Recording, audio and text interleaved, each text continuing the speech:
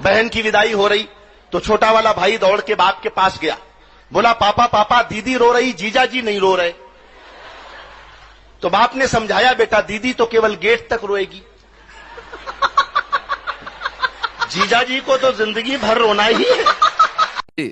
शादी के बाद प्यार रहता है या नहीं रहता कोई गारंटी नहीं है। हमारे एक मित्र चमन लाल, उनकी पत्नी को रहता है बस इसी बात का मलाल कि जब भी वो किसी कार्यक्रम या समारोह में जाते हैं तो पत्नी को साथ नहीं लेकर जाते हैं। अच्छा, इसकी पूछी वजह तो बोले दिमाग मत चाटो सुबह सुबह, अरे आप ही हमारी पत्नी को समझाइए, दिल्ली में कानून बना है 15 साल पुराने वाहन सड़कों पर मत लाइए। जाती है प्यार के बाद। तो एक आदमी ने भगवान से कहा, भगवान आप एक आशीर्वाद दे दो, मेरी मेमोरी डिलीट कर दो। तो भगवान ने उस आदमी की सारी मेमोरी डिलीट कर दी। फिर इससे पूछा भगवान ने, बेटा अब भी कुछ याद है क्या? वो बोला साहब केवल बीवी का नाम याद है। तो भगवान बोले यार पूरा सिस्टम फॉर्मेट कर दिया लेकिन वायरस फिर भी नहीं गया।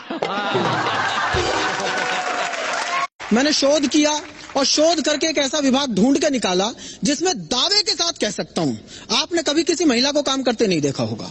उसमें तकनीकी समस्या है, उसमें कभी कोई महिला काम कर ही नहीं सकती। उस विभाग का नाम है दमकल विभाग, फायर ब्रिगेड, क्योंकि महिलाओं का काम आग बुझाना नहीं है। ये सिर्फ वे लोग तालियां बजा रहे हैं जिनके घर में लगी हुई है। नहीं, अगली का एक सूत्री कार्यक्रम होता है, आंख खुलते ही सामने वाले को ऐसी टेंशन दे दो अगला दिन भर घुट घुट के जिए। तकिए पर ही बता देंगी, आज पप्पू की फीस जमा करानी है, आज फोन का बिल जमा कराना है, आज राशन खरीद के लाना है, आज ये करना है, आज वो करना है। तो एक दिन मैंने कहा, मैं तेरी रोज रोज की फरमाइशों से दुखी आ गया हूँ, मैं आत्महत्या करने जा रहा हूँ। अगली तब भी नहीं चूकी, बोली एक सफेद साड़ी तो दिला जाओ, 13वीं पे क्या पहनूंगी।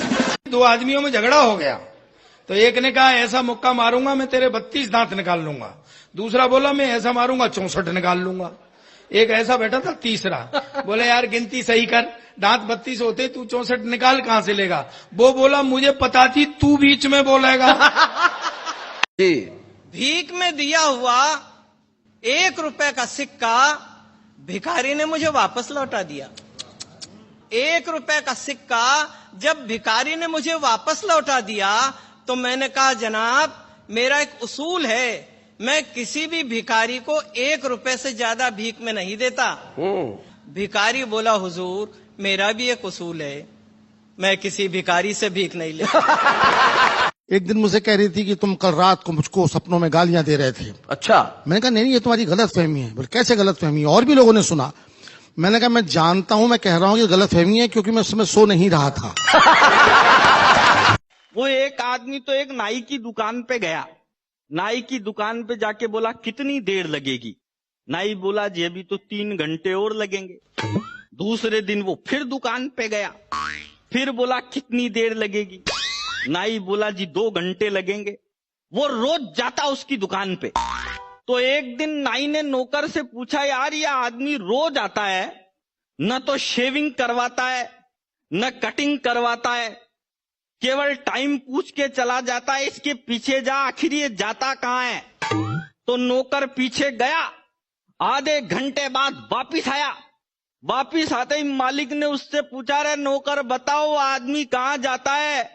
तो नाई बोला, वो नौकर बोला साहब टाइम पूछ के आपके ही घर पे जाता है।